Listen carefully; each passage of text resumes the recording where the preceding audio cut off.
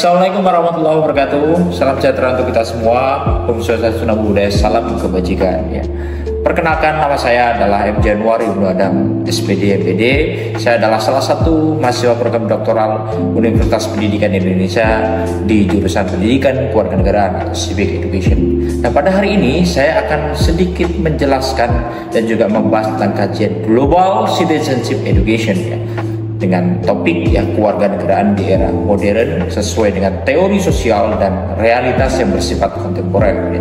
Diawali dengan global citizenship atau global education mengacu pada seseorang yang mengutamakan masyarakat global, di mana masyarakat global itu berlandaskan atau berlatar belakang tentang isu-isu penting ya yang dihadapi oleh masyarakat itu sendiri. Global citizenship itu mengakui terhadap kewajiban kita sebagai warga negara dunia dan bagaimana berkontribusi bahwasanya untuk menjaga perdamaian ke dunia dan juga bersifat keberlanjutan terhadap apa saja, terhadap lingkungan dan juga kemiskinan global. Keterikatan terhadap isu-isu global seperti dengan adanya perubahan iklim, ketidaksetaraan sosial dan juga konflik berkelanjutan itu adalah sebagai tugas kita ya, sebagai warga negara global ya. Nah, warga negara global juga mengajak antar individu dan juga secara komunitas ya harus bertanggung jawab terhadap kepentingan umum ya yang bersifat nasional dan juga bahkan seluruh dunia. Di sisi lain, karena banyaknya kemanusiaan yang menyoroti nilai-nilai dasar kepedulian terhadap sesama manusia, maka dari itu kajian global citizen adalah bahwa sebagai individu itu harus bersama-sama menjaga dan juga bertanggung jawab di dunia ini dalam melaksanakan tugasnya sebagai warga negara global. Fungsi dari kajian global citizen adalah sebagai panduan etis bagi individu dan komunitas dalam mengambil tindakan untuk mempromosikan perdamaian dunia, keadilan sosial, dan juga pembangunan berkelanjutan ya, dengan menghargai dan juga mengikuti perkembangan teknologi informasi yang berkembang. Sesuai dengan teori kewarganegaraan global atau Global Citizenship Theory, menekankan bahwasanya pentingnya untuk menjadi warga negara dunia yang bertanggung jawab, dan ini merupakan kepentingan global, merupakan kepentingan bersama dan juga kepentingan bersifat nasional ya. Dan negara juga harus wajib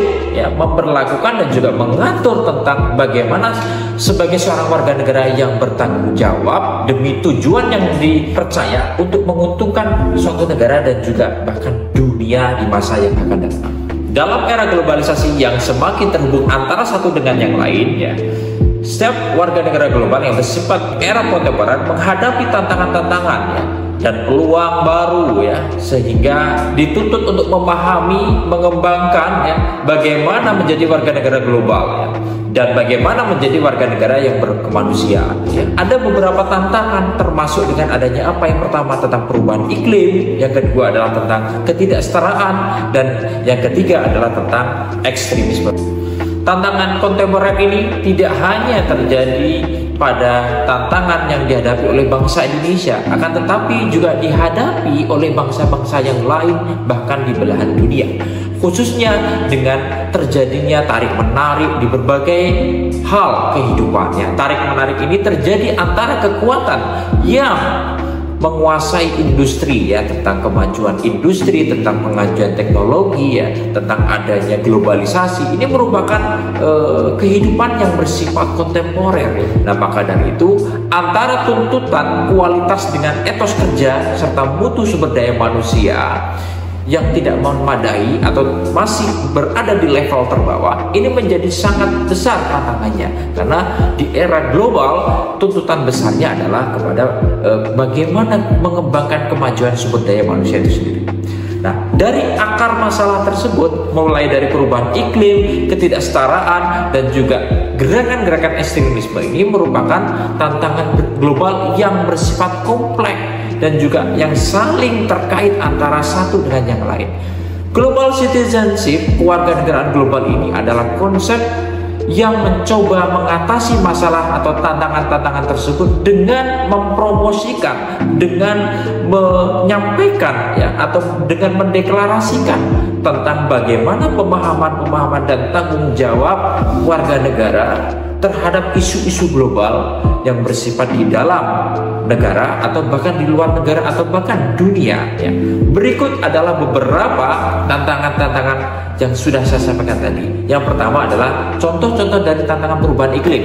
Yang pertama adalah perubahan iklim merupakan salah satu tantangan kewarganegaraan yang paling mendesak di era kontemporer. Perubahan iklim ini disebabkan oleh meningkatnya emisi gas rumah kaca ke atmosfer yang menyebabkan suhu bumi semakin meningkat ya. Peningkatan suhu bumi ini menyebabkan berbagai dampak negatif seperti perubahan pola cuaca, naiknya permukaan laut, dan bahkan sampai kepunahan spesies. Perubahan iklim tidak hanya mempengaruhi satu wilayah saja, tetapi memiliki dampak yang bersifat menyeluruh atau bersifat global ya. Di Indonesia, saya berikan contoh, perubahan iklim telah menimbulkan berbagai dampak antara lain ya. Terjadinya banjir besar di Jakarta pada tahun 2002 yang menyebabkan kerugian material dan bahkan korban jiwa. Tidak hanya banjir saja, tetapi ada kekeringan yang lebih sering dan terjadi parah saat ini ya. Kemarau dan musim penghujan yang tidak menentu ini merugikan pertanian di Indonesia, dan juga terjadi di Pulau Jawa pada tahun 2023 yang menyebabkan gagal panen dan bahkan sampai krisis pangan ya. Yang ketiga adalah naiknya permukaan laut yang mengancam pemukiman pesisir ya. Yang ini terjadi di utara Pulau Jawa yang menyebabkan tenggelamnya desa-desa di pesisir ya. Contoh perubahan iklim di dunia adanya bencana kebakaran hutan dan juga kebakaran lahan yang terjadi di berbagai negara seperti Australia, Amerika, dan Indonesia. Yang kedua adalah peningkatan suhu bumi yang menyebabkan es di kutub mencair. Yang ketiga adalah naiknya permukaan laut dan mengancam pulau-pulau kecil yang ada di sekitarnya. Global citizenship di era kontemporer, saya lebih menyepakati tentang teori yang Michael Foucault, di mana Michael Foucault ini mengatakan bahwasanya ada keterkaitan atau keterhubungan antara pengetahuan ya, dan juga kekuasaan serta kontrol sosial ya dalam menghadapi perkembangan zaman. Di mana Michael Foucault ini cenderung lebih bersifat dekonstruktif ya, dan juga bagaimana meneliti tentang aspek pengetahuan itu penting bagi setiap individu manusia dan juga bahkan kelompok ataupun komunitas. Kesimpulannya, untuk menghadapi tantangan dan juga peluang-peluang yang terjadi masyarakat global atau global citizenship di era global ya, seperti yang tadi sudah disampaikan tentang adanya tantangan hambatan perubahan iklim ya, kemiskinan, dan juga adanya konflik-konflik yang terjadi di suatu masyarakat ya. Ada beberapa cara dan strategi serta prospek ya, untuk menghadapi ya tantangan global citizenship itu sendiri. Yang pertama adalah tentang meningkatkan bagaimana kerjasama dan juga pengalaman antar bangsa dan negara-negara di dunia agar terjadinya hubungan ya, antara satu dan dengan yang lain yang terjadi keterikatan. Yang kedua adalah meningkatkan toleransi ya, dan juga inklusivitas. Dan yang ketiga adalah tentang bagaimana meningkatkan partisipasi masyarakat agar masyarakat itu dapat bertanggung jawab. Yang keempat adalah tentang meningkatkan pendidikan kewarganegaraan itu sendiri ya. Bagaimana pendidikan kewarganegaraan itu penting dan wajib bagi masyarakat dan juga generasi muda mulai dari tingkat dasar sampai di tingkat atasnya. Lalu yang selanjutnya adalah meningkatkan terhadap informasi dan teknologi. Kecakapan digital itu penting sekali ya untuk mengikuti perkembangan global ya, perkembangan zaman yang bersifat dinamis. Lalu yang selanjutnya adalah meningkatkan kesadaran masyarakat dalam upaya-upaya perlindungan dan juga tantangan-tantangan global serta keadaan situasional di dalam suatu negara. Yang selanjutnya adalah bagaimana setiap warga negara mengikuti organisasi-organisasi bersifat internasional. Selanjutnya adalah mengikuti berbagai kegiatan-kegiatan internasional. Yang selanjutnya adalah menggunakan media sosial yang aktif, efektif, dan arif serta beretika. Bagaimana generasi muda dalam memanfaatkan media-media sosial dalam menyebarkan informasi dan juga masalah-masalah global. Lalu yang terakhir adalah berpartisipasi atau ikut serta dalam gerakan-gerakan sosial yang bersifat global. Baik, mungkin itu saja yang bisa saya sampaikan terkait materi global citizenship, yaitu bagaimana perspektif kewarganegaraan global di era kontemporer dan juga bagaimana hambatan dan juga tantangan global untuk menghadapi dan juga bagaimana menyelesaikan tantangan tersebut. Ada satu pernyataan penting yang dapat saya sampaikan di sini juga, yaitu tentang perspektif warga negara global. Be a human and responsible human being. Artinya bagaimana menjadi warga negara yang berkemanusiaan dan bertanggung jawab. Mungkin itu saja. Wabillahi taufiq wal hidayah. Wassalamualaikum warahmatullahi wabarakatuh. Terima kasih.